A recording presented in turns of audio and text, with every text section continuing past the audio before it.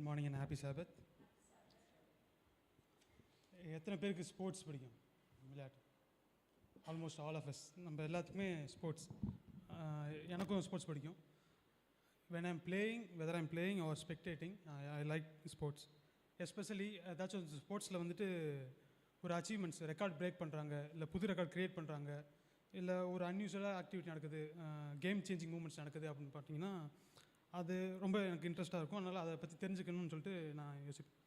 இன்றைக்கி ஒரு ஸ்போர்ட்ஸ் ரிலேட்டடான ஒரு ஃபீச்சர் டாக் எடுக்கலாம்னு சொல்லிட்டு யோசிக்கும் போது இன்றைக்கியோட டைட்டில் பார்த்திங்கன்னா starting early finishing light.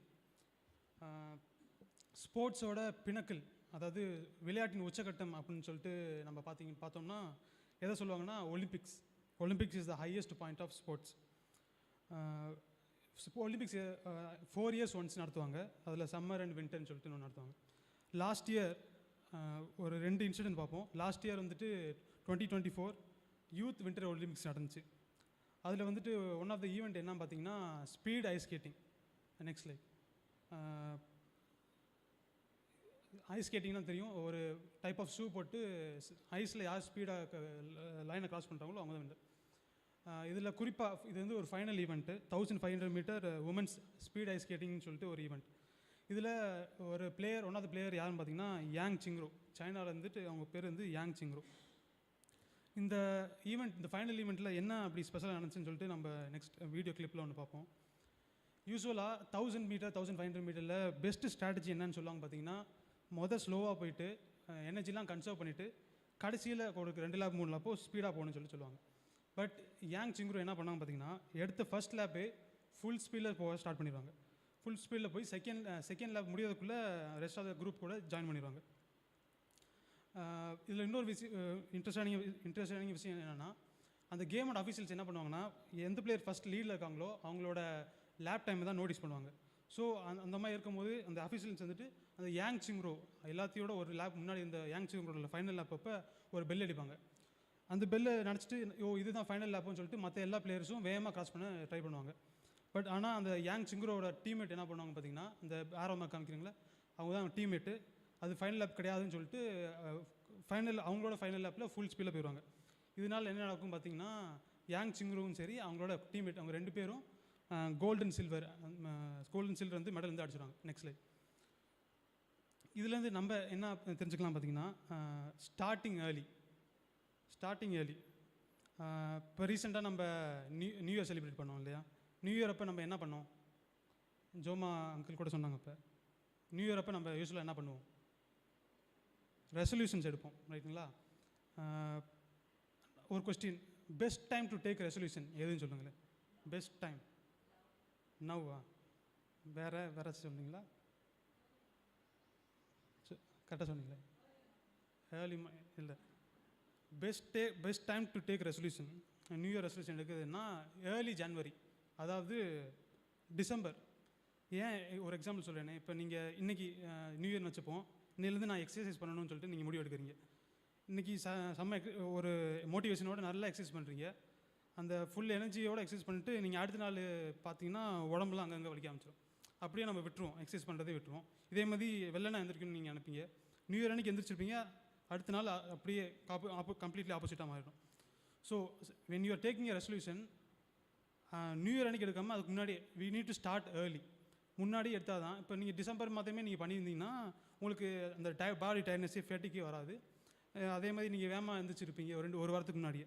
When we start early அந்த ரெசல்யூஷன் வந்துட்டு நம்ம கண்டினியூ பண்ண உதவும். பைபிளில் ஒன் ஆஃப் த எக்ஸாம்பிள் நீங்கள் பார்த்தீங்கன்னா Jonathan and his armour bearer. இவங்களோட ஸ்டோரி நம்ம வந்துட்டு 1 Samuel 14 சாப்டரில் பார்க்கலாம். இங்கே என்ன நடக்கும் பார்த்தீங்கன்னா, சால், ஜானத்தன் அலாங் வித் 600 men, 600 பேர் என்ன பண்ணுவாங்க பார்த்தீங்கன்னா, ஜானத்தன், சால் 600 பேர் சோல்ஜர்ஸ் என்ன பண்ணுவாங்கன்னா ஃபிலிஸ்டீன்ஸை எதிர்த்து போராடுறதுக்காக ரெடியாக வெயிட் பண்ணிகிட்டு இருப்பாங்க. அந்த நேரத்தில் Jonathan and his armour bearer என்ன பண்ணுவாங்க பார்த்தீங்கன்னா, தே ஸ்டார்டட் ஏர்லி. அவங்க எல்லாம் ரெஸ்ட் எடுத்துகிட்டு இருக்கும்போது ஜானத்தனும் அவங்க ஃப்ரெண்டு வந்துட்டு அவங்களோட பயணத்தை வேகமாக ஸ்டார்ட் பண்ணுவாங்க. தே ஸ்டார்டட் ஏர்லி. இதில் ரொம்ப முக்கியமான விஷயம் என்ன பண்ணிங்கன்னா, என்ன நீங்கள் பார்க்க வேண்டியது விஷயம் பார்த்தீங்கன்னா, when they started early, when ஜானத்தனும் ஆர்மர் பியரும் அவங்க ஸ்டார்ட் பண்ணும்போது அவங்க ஃபஸ்ட்டு யாரை சீக் பண்ணாங்கன்னு சொல்லிட்டு இந்த நம்ம வசனத்தில் வாசிப்போம். 1 Samuel verses 14 verse 6, chapter 14 verse 6. அதில் அவர் சொல்லுவார், come let us go over to the garrison, it may be the Lord's will. தமிழில் அந்த அந்த தானியத்துக்கு போவோம், ஒருவேளை இது கர்த்தர் நமக்காக காரியம் செய்தார் அப்படின்னு சொல்லிட்டு. If it is God's will, அவர் என்ன சொல்லுவாருன்னா அவர் ஏர்லியாக ஸ்டார்ட் பண்ணிட்டு கடவுளோட சித்தமாக இருந்துச்சுன்னா அவர் நம்மளுக்கு வெற்றி கொடுப்பாரு அப்படின்னு சொல்லிட்டு அவரோட ஆர்மர் பீரியடை சொல்கிறாங்க. இந்த விஷயம் தான் நம்ம ரொம்ப நோட் பண்ணணும். When we are starting early, நம்ம ஃபஸ்ட்டு யார்கிட்ட போகணும்னா காட்டை. லார்ட், நான் அந்த விஷயத்தை செய்ய போகிறேன், if it is your will, இது உங்களோட சித்தமாக இருக்குன்னு பட்சத்தில் நடக்கட்டும், இல்லையா இந்த விஷயமே நடக்க வேணாம் அப்படின்ற ஒரு மனநிலை வந்து நம்மளுக்கு ரொம்பவே முக்கியம். So when you are starting early, always seek God. Jonathan என்ன பண்ணார்னா ரெண்டுமே பண்ணார்.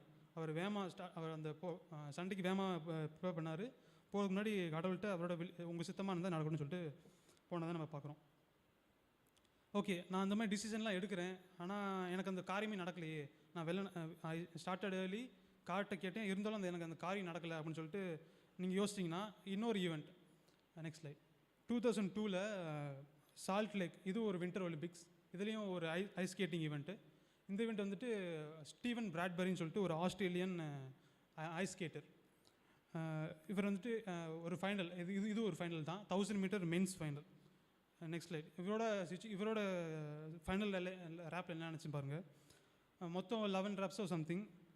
ஸ்டார்டிங்கிலேருந்து கடைசி லேப் வரைக்கும் ஆல்மோஸ்ட் 95% டைம் வந்து அவர் எல்லாத்தையும் கிராஸ் பண்ண பண்ணுவார், முடியவே முடியாது.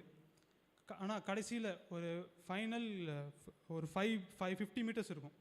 50 மீட்டர்ஸ் இருக்கும் போது என்ன பண்ணுவாங்க பார்த்தீங்கன்னா, லீடில் போன எல்லாருமே ஒரு ஆக்சிடெண்ட்டில் எல்லாருமே கீழே விழுந்துருவாங்க. இவர் கடைசியாக வந்து ஸ்லோவாக வந்து 2 கையும் வச்சுட்டு அந்த ரேஸை வந்து வின் பண்ணிடுவார். இந்த விஷயத்தை நம்ம பார்க்கும்போது நம்ம இதில் பார்க்க வேண்டியது ஃபினிஷிங் லேட். நம்ம கடவுள்கிட்ட சொல்லி, லார்ட் நான் அதை ஸ்டார்ட் பண்ணுறேன். யூஸ்வலாக நம்ம என்ன பண்ணுவோம் பார்த்தீங்கன்னா, நடக்கலையேன்னு சொல்லிட்டு நம்ம வேர்லி லைஃப்பில் நடக்காத விஷயத்தில் நடக்கலைன்னு சொன்னே ரொம்ப ஒரி பண்ணுவோம். காட் வந்து விலகிறதுக்கு ரொம்ப நிறையா மைண்ட் செட் வந்து வரும். இந்த ஸ்டீவன் பிராட்பரி அவரோட இதில் பார்த்தீங்கன்னா, அவர் எல்லா லேப்புமே ட்ரை பண்ணார், ஆனால் கடைசி லேப்பில் வந்துட்டு பை காட்ஸ் கிரேஸ் மற்றவங்களுக்கு ஆக்சிடென்ட் ஆகி இவர் வந்து வின் பண்ணிட்டார். Same way one of the Bible எக்ஸாம்ஸில் நம்ம பார்க்கும்போது ஜக்கரியஸ் அண்ட் எலிசபெத், இது வந்து எனக்கு ரொம்பவே பிடிச்சமான ஒரு சாப்டர்னு சரி, அந்த ஸ்டோரியும் சரி. ஏன் அப்படின்னு பார்த்தீங்கன்னா, இந்த ஃபஸ்ட் சாப்டர் ஃபுல்லாக வாசிச்சு பார்த்தீங்கன்னா, ஜக்கரியஸ் அண்ட் எலிசபெத் அவங்க வந்துட்டு தேவர் போத் ரைச்சஸ். நெக்ஸ்ட் லைஃப் அவங்க வந்துட்டு உத்தமமும் சன்மார்க்கமும் இருப்பாங்க. அவங்க வந்துட்டு காட் சொல்கிற எல்லா காரியங்களும் கேட்டு அதன் பிரகாரம் நடப்பாங்க. இருந்தாலும் அந்த மாதிரி ஒரு காரியங்கள் செஞ்சு கடவுளுக்குன்னு அவங்க நினச்சாலும் அவங்களுக்கு ஒரு குறை என்ன இருந்துச்சுன்னு பார்த்தீங்கன்னா, அவங்களுக்கு குழந்தை இல்லை, ரொம்ப நாளாக குழந்தை இல்லை. நம்ம யூஸ்வலாக என்ன பண்ணுவோம், நம்மளுக்கு ஒரு காரியம் நடக்கலை அப்படின்னு சொன்னால் ஒரி பண்ணிட்டு போயிடுவோம். பட் இவங்க என்ன பண்ணாங்க பார்த்தீங்கன்னா, எஸ்பெஷலி ஜக்கரியஸ் அவர் என்ன பண்ணார்னா, he was doing God's work. அவரோட ப்ரொஃபஷன் என்ன பார்த்தீங்கன்னா ப்ரீஸ்ட். சர்ச்சில் போய்ட்டு அந்த கடவுள் சம்மந்தமான காரியங்கள் பண்ணுவது. ஈவன் தோ அவர் கடவுளுக்கான காரியங்களை பண்ணும்போதும் அவருக்கு எதுவுமே கிடைக்கல. இதுதான் நம்ம ரொம்ப ரொம்ப நோட்டீஸ் பண்ணணும். காடுக்காக வாழ்கிறவங்களுக்கும் நம்மளுக்கு காடுக்காக வாழ்கிறவங்க லைஃப்லேயும் சில காரியங்கள் நடக்காமல் இருக்கும்.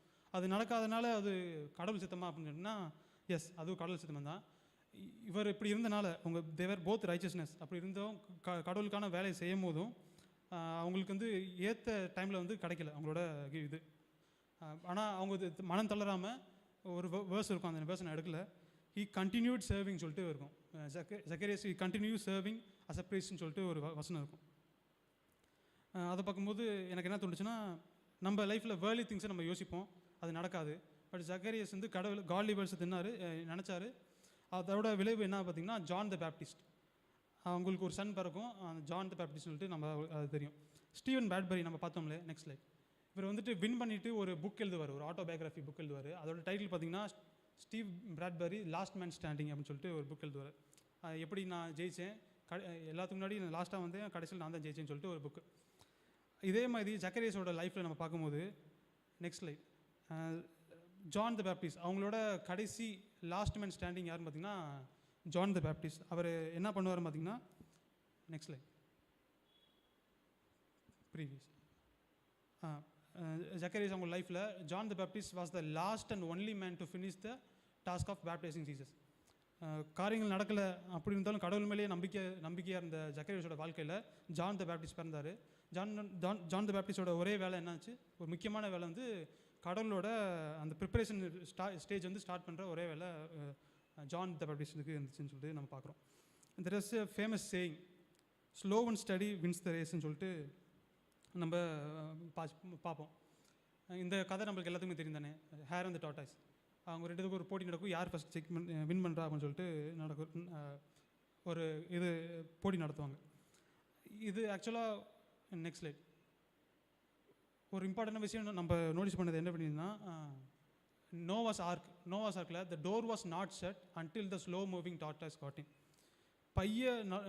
நகர்ந்து போகிற ஆமை அந்த நோவான் பேலைக்குள்ளே போகிற வரைக்குமே அந்த கதவு பூட்டப்படலை.